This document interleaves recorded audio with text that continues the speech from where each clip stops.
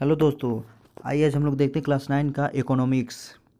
अगर आप लोगों के पास किसी दूसरे क्लास का पीडीएफ है तो प्लीज़ आप लोग इस नंबर पे व्हाट्सअप कर सकते हैं 83 40 350 656। ठीक है, ताकि मैं उस वीडियो को भी बना के आप लोगों के पास अपलोड कर सकता हूँ और आप लोग उसका फ़ायदा उठा सकते हैं। ठीक है दोस्तों, तो चलिए बिना किसी देरी का हम लोग इसको स्टार्ट करते हैं। तो इसमें ऑप्शन देखिए, निम्नलिखित प्रश्नों में से सही विकल्प का चयन कीजिए। तो क्वेश्चन नंबर 1 में क्या कह रहा है कि विभिन्न निम्नलिखित में से कौन सा एक गैर कृषि क्रिया है। तो क्या है इसमें गैर कृषि क्रिया, तो ऑप्शन नंबर डी, यानी क्या हो जाएगा डी, खाद्य एवं बीज की बिक्री करना। ठीक है, चलिए हम लोग नेक्स्ट क्वेश्चन को देखते हैं बिना किसी देरी के। इसमें है ऑप्शन नंबर क्वेश्चन 2, बहुविधि फसल प्रणाली किसे कहते हैं। तो ऑप्शन नंबर क्या होगा, सी होगा। एक वर्ष में किसी भी भूमि पर एक से ज़्यादा फसल पैदा करना। अब चलिए हम लोग नेक्स्ट क्वेश्चन में देखते हैं 3, अपनी आजीविका के लिए कान्हा ने एक डेयरी की दुकान खोली। कान्हा की यह क्रिया किस प्रकार की क्रिया है। तो ये किस प्रकार की क्रिया है दोस्तों, तो ये बी होगा, गैर कृषि क्रिया। ठीक है, अब चलिए हम लोग नेक्स्ट क्वेश्चन में देखते हैं। इसमें आप लोगों के सामने ये ऑप्शन है 4, निम्न में से कौन कार्यशील पूंजी का उदाहरण है। तो कौन कार्यशील पूंजी का उदाहरण है, तो सी नंबर, नगद पैसा तथा कच्चा माल। अब चलिए हम लोग देखते हैं 5 क्वेश्चन। हरित क्रांति का संबंध है, हरित क्रांति का किससे संबंध है, तो ऑप्शन नंबर ए, खाद्यान्न के उत्पादन से। अब चलिए हम लोग नेक्स्ट क्वेश्चन को देखते हैं। इसमें है किस प्रकार की जनसंख्या अर्थव्यवस्था की परिसंपत्ति है। तो इसमें आपका ऑप्शन नंबर ए हो जाएगा, शिक्षित एवं स्वस्थ जनसंख्या। चलिए अब हम लोग आगे बढ़ते हैं 7वां में, प्राथमिक शिक्षा में नामांकन के लिए कौन से कार्यक्रम चलाए गए हैं। तो कौन से कार्यक्रम चलाए गए हैं, तो ऑप्शन नंबर सी, सेतु पाठ्यक्रम और स्कूल लोटो शिविर। इस तरह का कार्यक्रम चलाया गया है। अब हम लोग नेक्स्ट में बढ़ते हैं।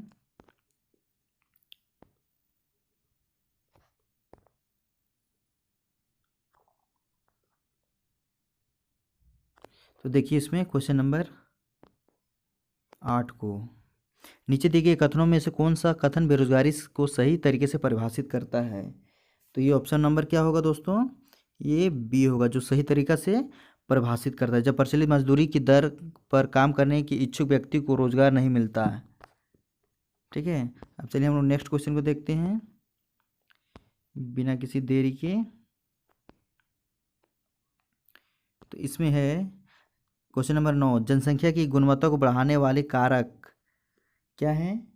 तो इसमें डी होगा, इनमें से सभी होगा।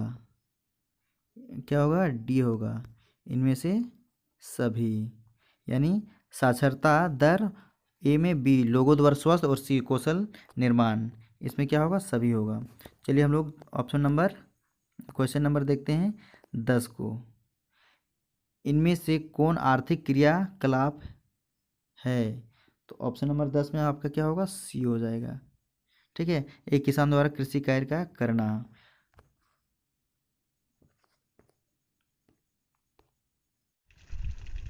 आइए हम लोग देखते हैं बी, यानी निम्नलिखित प्रश्नों के उत्तर अधिकतम 20-30 शब्दों में लिखिए। तो पहला क्वेश्चन है, कार्यशील पूंजी की व्याख्या उदाहरण सहित करें। तो हम लोग इसका उत्तर लिखते हैं इस प्रकार से। आइए हम लोग इसका उत्तर लिखते हैं। उत्तर है, कच्चे माल और नकद मुद्रा को कार्यशील पूंजी कहा जाता है, क्योंकि ये चीज़ें उत्पादन क्रिया के दौरान समाप्त हो जाता है। यह पूंजी व्यवसाय के दैनिक कार्यकलापों को पूरा करने हेतु जरूरी होता है। दूसरे शब्दों में यह कहा जाता है कि अस्थायी संपत्तियों क्रय कर लेने के बाद व्यवसाय की दैनिक आवश्यकता को पूरा करने के लिए इस कार्यशील पूंजी की आवश्यकता पड़ती है। यह पूंजी थोड़े समय के स्वभाव की होती है।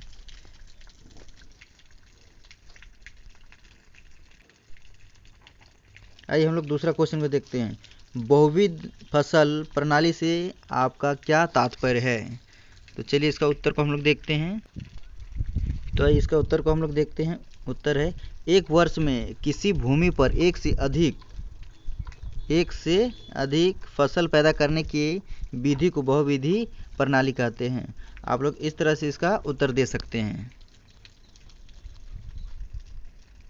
आइए हम लोग नेक्स्ट में देखते हैं प्रश्न 3 को।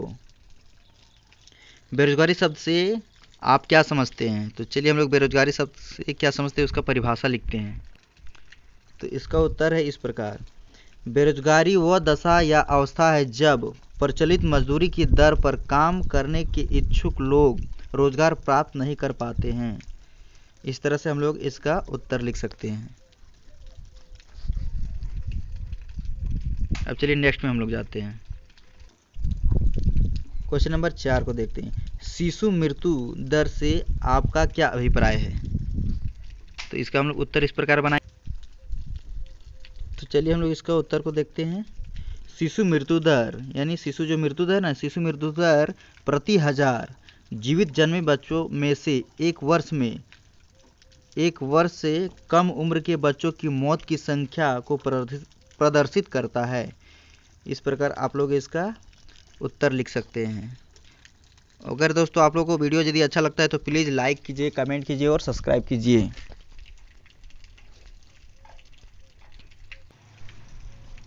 आइए हम लोग देखते हैं क्वेश्चन नंबर सी को।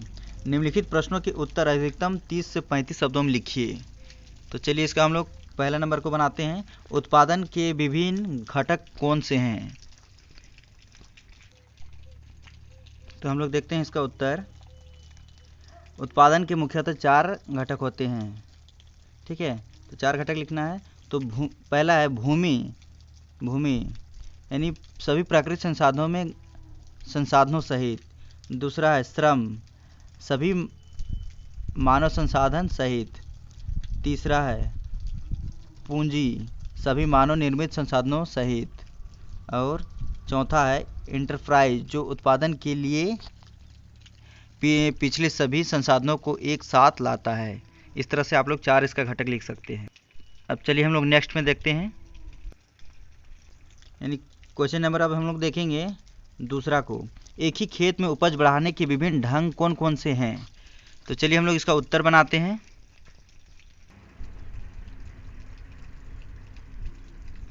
तो देखते हैं हम लोग इसका।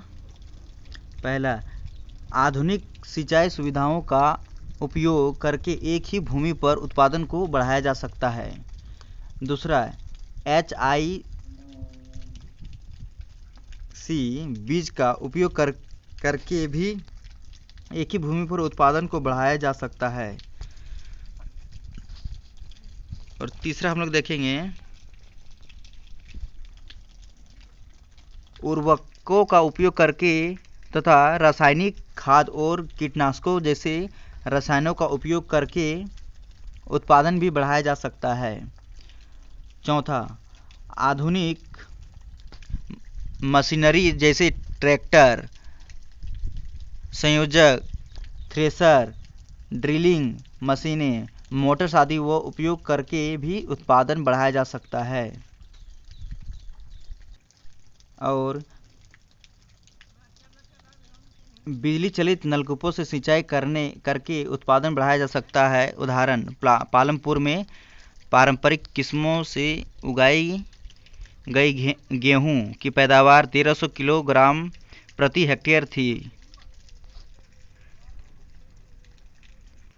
अब नेक्स्ट क्वेश्चन को देखते हैं हम लोग।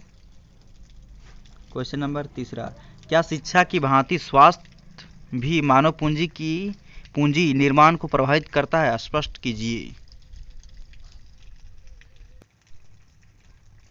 तो देखते हैं हम लोग इसका उत्तर। स्वास्थ्य अपना कल्याण करने का एक आवश्यक आधार है। अस्वस्थ लोग किसी भी संगठन के लिए बोझ बन जाते हैं। दूसरा, स्वस्थ व्यक्ति अधिक काम, अधिक उत्पादन और अधिक आय सृजन का प्रतीक है। तीसरा, स्वस्थ व्यक्ति ही अच्छा उत्पादक होता है, उस अर्थव्यवस्था के विकास में सहायक होता है। अब हम लोग बढ़ेंगे नेक्स्ट क्वेश्चन की ओर। चलिए नेक्स्ट में देखते हैं, द्वितीयक क्षेत्र के कार्यकलापों का उदाहरण सहित वर्णन करें। तो इसका हम लोग उत्तर देखते हैं। इसका उत्तर है, द्वितीयक क्षेत्र में कच्चे माल को विनिर्माण की प्रक्रिया के माध्यम से तैयार माल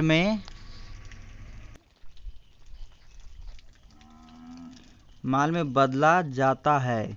इस गतिविधि को औद्योगिक गतिविधि भी कहा जाता है। द्वितीयक क्षेत्र को हम माध्यमिक क्षेत्र के नाम से भी जानते हैं। द्वितीयक क्षेत्र में विद्युत उपकरण निर्माण, खाद्य निर्माण, कपड़ा उत्पादन, हस्तशिल्प और उद्योग शामिल है। इसका उदाहरण को हम लोग इस प्रकार से देखते हैं। उदाहरण के लिए लौह अयस्क का उपयोग करके विनिर्माण की प्रक्रिया के जरिए हम कार, बसें, रेल बनाते हैं। अब हम लोग बढ़ते हैं क्वेश्चन नंबर डी। निम्नलिखित में से किन्हीं दो प्रश्नों के उत्तर अधिकतम 80 से 100 शब्दों में लिखिए। तो पहला क्वेश्चन, पालमपुर गांव में बिजली के विस्तार से किसानों को क्या लाभ हो रहा है? तो चलिए इसका हम लोग उत्तर को बनाते हैं। आइए हम लोग इसका उत्तर को देखते हैं इस प्रकार। पालमपुर में बिजली के प्रसार ने किसानों की निम्नलिखित प्रकार से मदद की है। यानी पहला है, सिंचाई की सुविधा बढ़ी जिससे पूरे वर्ष विभिन्न फसलें उपजाई जाने लगी। दूसरा, बिजली के आने से पहले पालमपुर के किसान कुओं से पानी निकालकर छोटे छोटे खेतों की सिंचाई किया करते थे, परंतु बिजली के आने से उन्होंने कम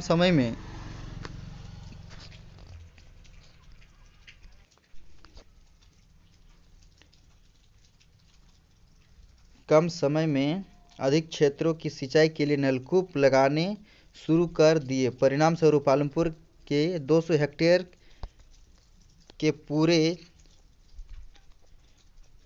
जुते हुए क्षेत्र की सिंचाई होने लगी। और तीसरा में बिजली सिंचाई के अतिरिक्त तेजी से गहराई करने के लिए थ्रेशर चलाने और डैम आदि के लिए भी उपयोगी साबित हुई। चौथा, अब किसान मानसून की अनिश्चितता पर निर्भर नहीं कर रहे। पांचवा, सिंचाई के लिए नहर, तालाब आदि से पानी लेने के लिए अक्सर आपसी विवाद हो जाता है, परंतु अब किसानों को इससे भी छुटकारा मिल गया।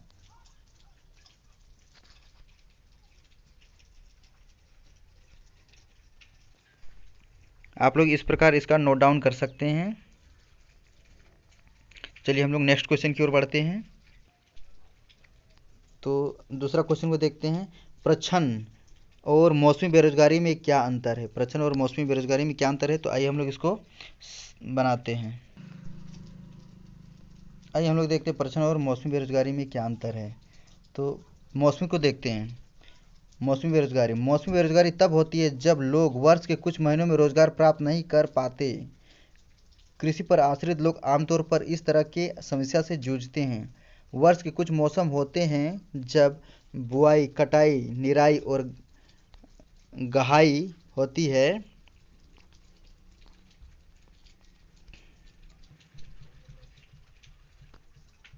कुछ विशेष महीनों में कृषि पर आश्रित लोग अधिक काम नहीं मिल पाता। अब हम लोग नेक्स्ट की ओर बढ़ते हैं, प्रच्छन्न बेरोजगारी। तो देखते हैं प्रच्छन्न बेरोजगारी। कई कई बार एक नौकरी या कार्य में एक से ज़्यादा व्यक्ति कार्यरत हो, जबकि उस कार्य विशेष के लिए लोगों की इतनी आवश्यकता न हो, ऐसी स्थिति को प्रच्छन्न बेरोजगारी कहा जाता है। उदाहरण के लिए, यदि कहीं खेती करने के लिए 5 लोगों की आवश्यकता होती है, लेकिन 8 लोग लगे रहते हैं,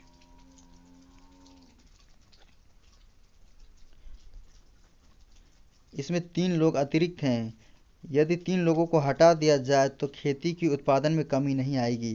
खेत में 5 लोगों के काम की आवश्यकता है और 3 अतिरिक्त लोग प्रच्छन्न रूप में बेरोजगार होते हैं। इस तरह से आप लोग इसका हल बना सकते हैं। तो अगर दोस्तों आप लोगों को अच्छा लगा है तो प्लीज़ लाइक और सब्सक्राइब जरूर कीजिएगा।